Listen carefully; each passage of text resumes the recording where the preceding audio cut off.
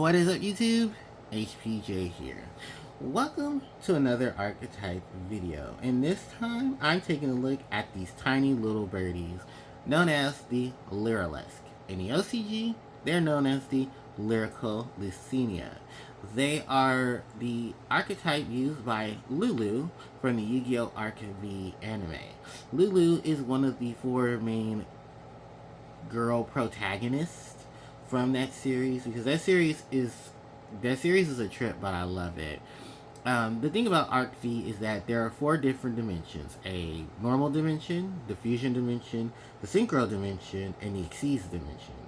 Lulu is from the Xyz dimension, and she is one of the four main girls that has basically the main plot of it is that each of these girls are in resemblance to each other. They're like basically that girl from that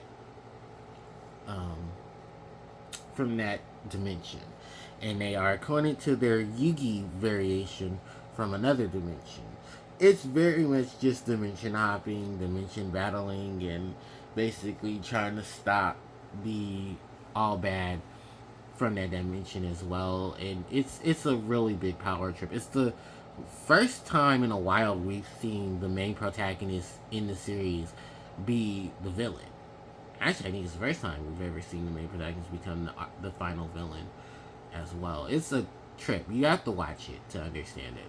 But we're here to talk about the Lyrilusc themselves, because these monsters are rank 1 and level 1 monsters. They're all wind attributed winged beasts, kind of similar to that as the Harpies. And just like the Blackwings, they have the ability to swarm the field, take advantage of their monsters and their abilities. And then the Xyz monsters, because this is their gimmick of the archetype, the Xyz monsters and Fusion monster gain abilities based off of the monsters that were used for their summon. And even more so, gain additional abilities depending on how many materials were stacked onto that monster. Yeah, I know, it is crazy, isn't it? But that's what we're here for, to talk about all of it in this video. Now, the first set these monsters were introduced was in the Yu-Gi-Oh! TCG OCG set Maximum Crisis. Later on in the TCG, we received support for them in Circuit Breaker. Or is it Circuit Breaker or is it Circuit Break? I am so sorry, because I'm spazzed out for right now. Circuit Break. And then Legendary Duelist Synchro Storm. While in the OCG, they received support for this archetype in the Dimensional Box Limited Edition, Duelist Pack, Duelist of Whirlwind, and Animation Chronicles 2021. So, the main deck monsters are all based off of tiny birds in gemstones, which the gemstones colors you'll see in their artwork or in their clothing. While the extra deck monsters are also based off of small, tiny birds, but they're based off of the gatherings of humans in certain locations or for certain events, which is really, really cool. The other thing you should know about this archetype is that they are, like I said in terms of the Harpie, they have their similar makeup. I believe some of them are censored in their TCG release. I don't know which one, so please don't blame me, because I don't know myself. All I know is that they're really cool. They were part of the Bird Up deck back in 2023, 2024, where because of their ability to swarm the field, they were used for link summonings of Tri-Brigade monsters. They were used to help assist Tri-Brigade monsters, and then just help create these massive inboards. So this is crazy though, because they could also make their own massive inboards too. It was just more so pointed to, you know, the new mechanic at the time and the new gimmicks of things at the time as well. But the archetype is still pretty cool. So we're going to take a look at all of this in today's video, and I cannot wait for you guys to get involved. So why don't we go ahead and we start off with the first of the monsters. This is Lyrilusc Barrel Canary. She is known in the OCG as Lyrilusc Barrel Canary. If you have this card in your hand, you can target one Lyrilusc monster in your graveyard and social summon this card and that card to the field. Also, you cannot social summon monsters from your extra deck for the rest of the turn, except Xyz monsters. You only use this effect of Lyrilusc Barrel Canary once per turn. A when Xyz monster that is summoned using this card on the field as Xyz material gains the effect. This card gains 200 attack and also its control cannot be switched. The barrel canary is based off of the tiny bird, the canary, and the gemstone, the barrel. This also gives the Exceeds monster the ability to not have cards like Change of Heart, switches control from its owner to the opponent, and giving it a little attack boost. Next up is Lyrilusc Celestine Wagtail, known in the OCG as Lyrical Lucina Salatin Wagtail.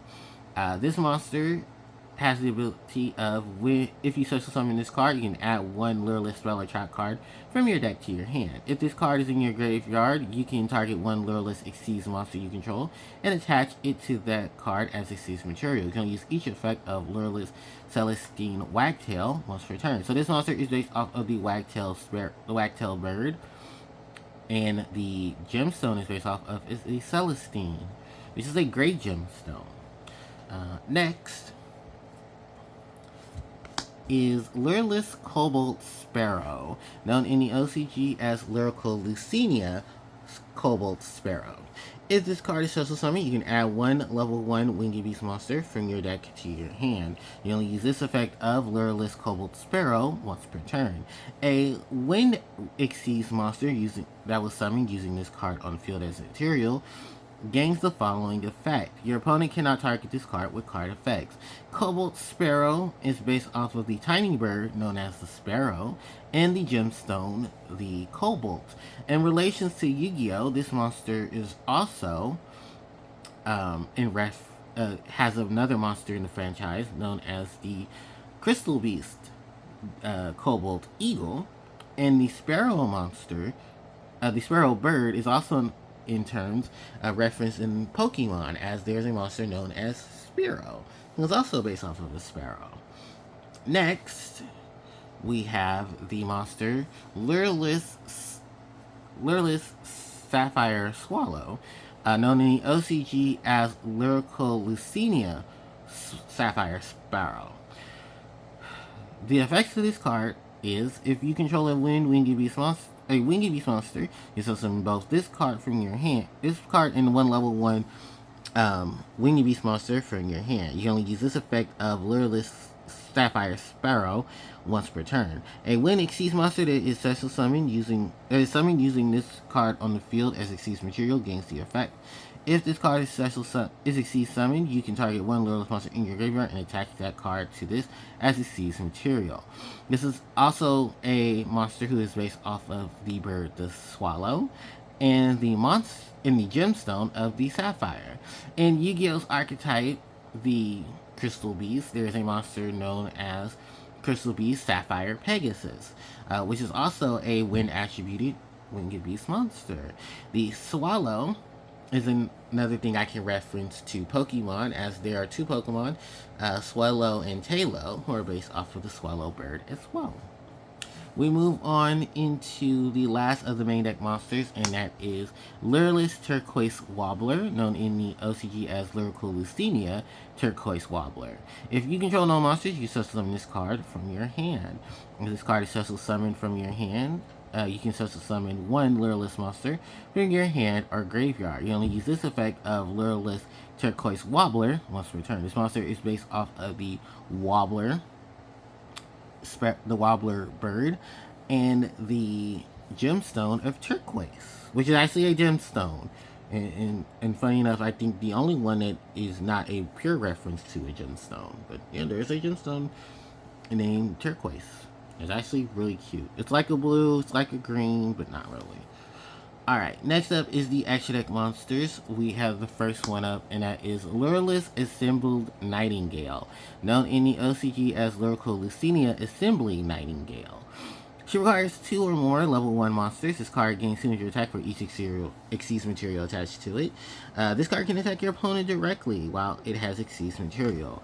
It can attack up to a number of times during each battle phase, up to a number of Exceeds material attached to it.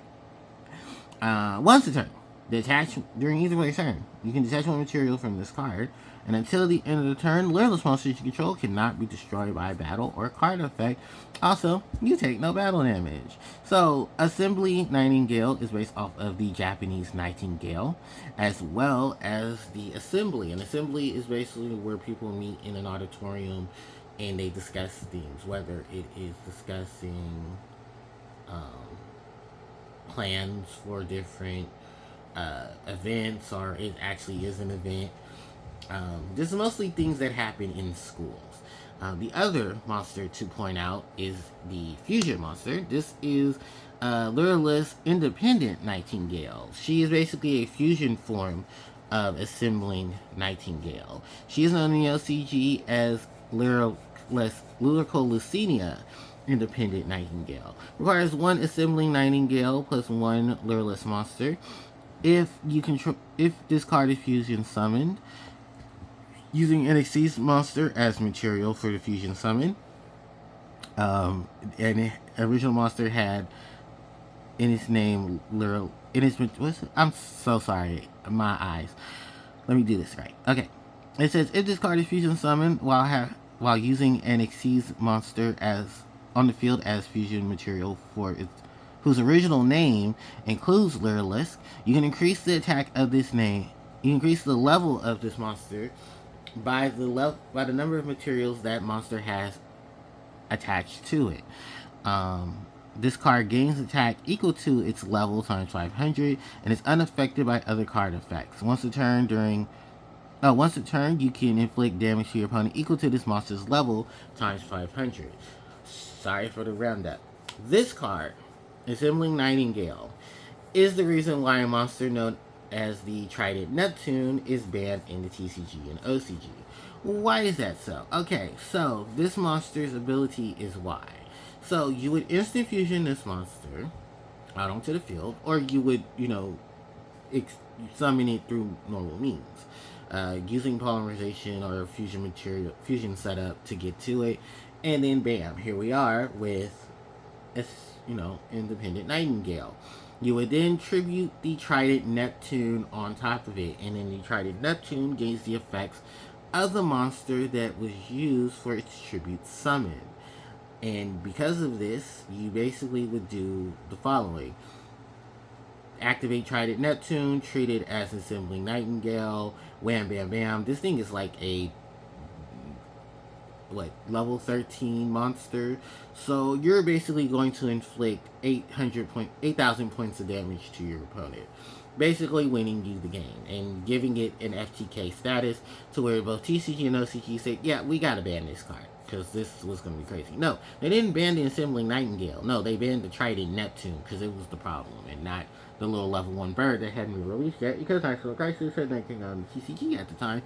They ended up banning the Trident Neptune, which confused a lot of people because how did the Trident Neptune get banned? No, this monster is the reason why. Because a 1-turn tribute summon off of that into this monster, and then there you go. Easy GG. So, yeah, because of its problematic system, they ended up banning this card. The reason I also put this card next to Assembly Nightingale is because, yes, it's monster for its fusion summon, and if you watch the anime, the fusion parasite is attached to the head of Assembling Nightingale, causing them to fuse into this monster. And I believe another monster as well, because while she was under the control of the professor from the Duel Academy, that's how she ended up fusion summoning for this card. Like I said, you gotta watch the anime to understand what I'm talking about with more clarity. Also, you can tell there are polar opposites from each other as well. The Assembling Nightingale is darker toned, darker colored, and the wings are pointing downwards, and she is coming from the direction of left to right, while the Assembling Nightingale is coming from right to left. Her colors are all more lighter and more vibrant than her fusion counterpart. Also, she doesn't have the little claws and grippers from the fusion monster on top of her head, and she looks less menacing as well. Alright, we move on from these birdies so we can talk about the next birdie, and that is Lyrilusc Assembled Robin, known in the OCG as Lyrilusc Assembled Blue Robin. She requires one or more level 1 monster. She gains fire and attack for each material attached to it. If your opponent special summons a monster or monsters, except during the damage step, you can detach one material from this card to then target one of those special summon monsters and return it to the hand. If this card in your possession is sent to the graveyard by an opponent's card, you can then target one other Lyrilusc monster in your graveyard and add it to your hand. So this is based off of the assembled. No, this is based off of the Robin, the small little bird. No, not Robin from DC. And the assembly is what this card is also based off of. Which is not an assembly, it's an assembly, which is more so of, I forget what an assembly is. I know it's a gathering, but I want to say it's like a more broader audience than a assembly. So just a bigger one, if reference runs. So yeah. Oh, I'm sorry. No, this is based off a blue robin. I have to be more precise. A blue robin. Okay. Now moving into the next monster, and that is Lyrilusc Primordial Thrush, known in the OCG as Lyrilusc Prom Thrush. This monster requires one or more level 1 monsters for its Exceed Summon. Gains fire and attack for each of the material attached to it. Once a turn, you can detach one material from this card to then target one spell or attack card your opponent controls and shuffle it into the deck. At the start of damage step, if another monster you control battles, you can attach any number of material from this card, and that card gains 300 attack for each material detached until the end of the turn.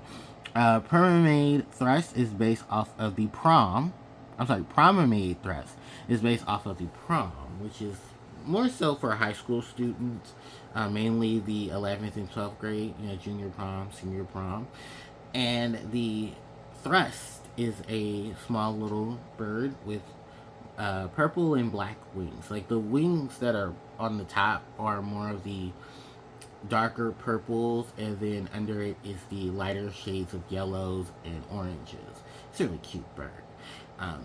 Next up is the last of the fusion monsters. The extra deck monsters.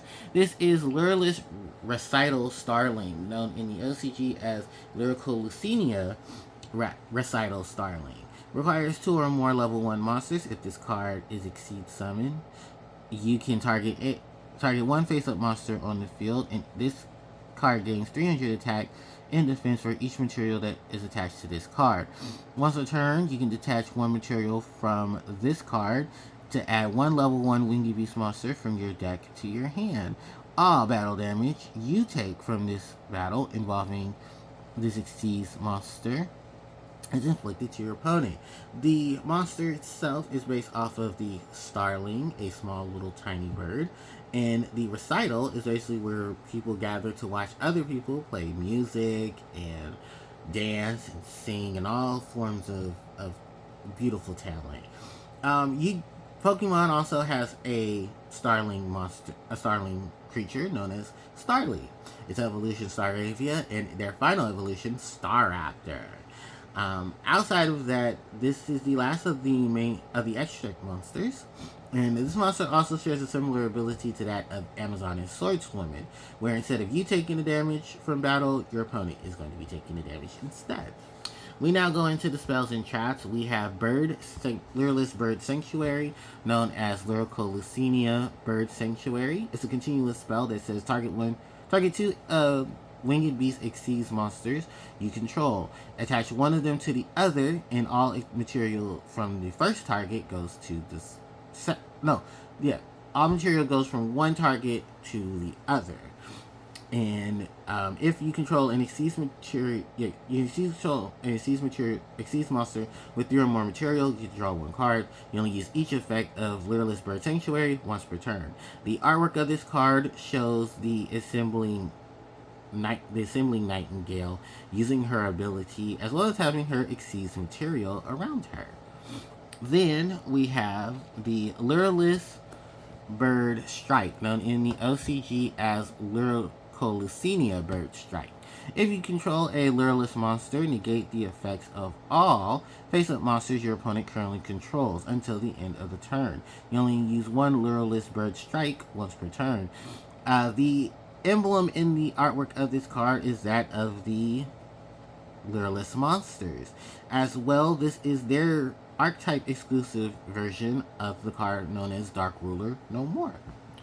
Next is the only child card this archetype has, and it is Lyrilusc Phantom Feathers, known in the OCG as Lyrilusc Phantom Feathers. Target one Lyrilusc monster you control target one Lyrilusc monster you control. The attack of all monsters your opponent currently controls becomes the current attack of that monster. Also, their levels and ranks become 1.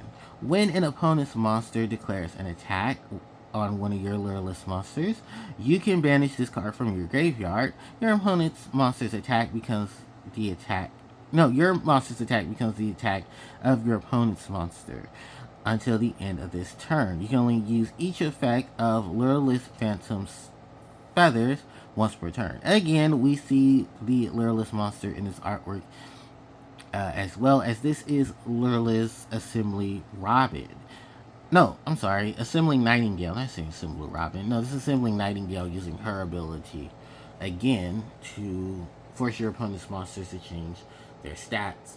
And really good combination of things, because you can just bump up one of your Lyrilusc monsters. Have one of your Lyrilusc little birds come onto the field, make all your opponent's monsters level 0 attack with like level 1, rank 1, go into one of your bigger birds, and then force your opponent to attack into them. Or attack into your opponent, and then just have that monster protect itself. It's a really cool combination. Alright, we have now gone into the last of these cards, and this is Kaiyo Ren Getsu, which is known as the Moon, the Sun, the... Hold on, I'm going to make sure I get this correctly, because I'm not screwing this up. Okay, it is the Moon... Song, Ice, Grace, and Moon. This is a equipped spell that you can summon one level 4 or lower fairy, spellcaster, winged beast, or beast warrior monster from your hand, and if you do, equip this card to it. Then return all dragon monsters on the field to the hand.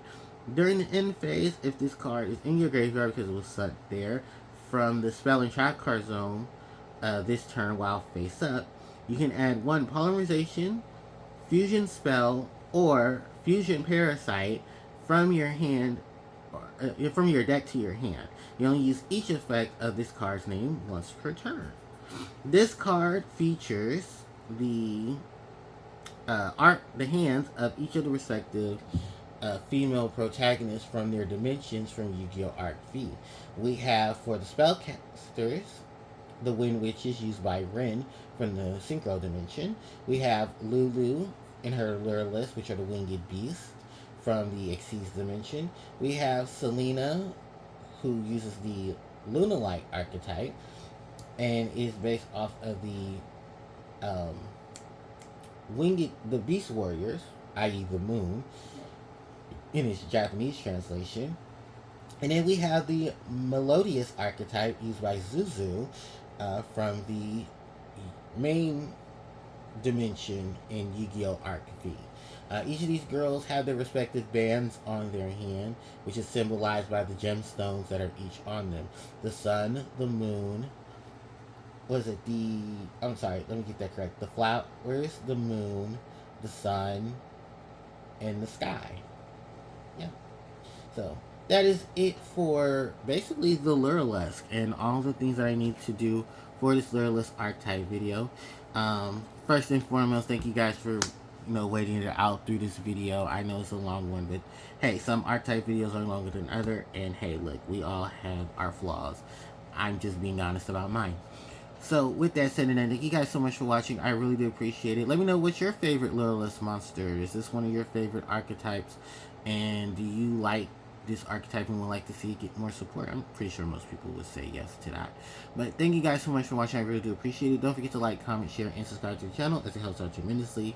You hit the notification bell to be informed of when I upload more content to the channel. Social media links are in the description box below. And I thank you guys so much. HPJ signing out. Take care.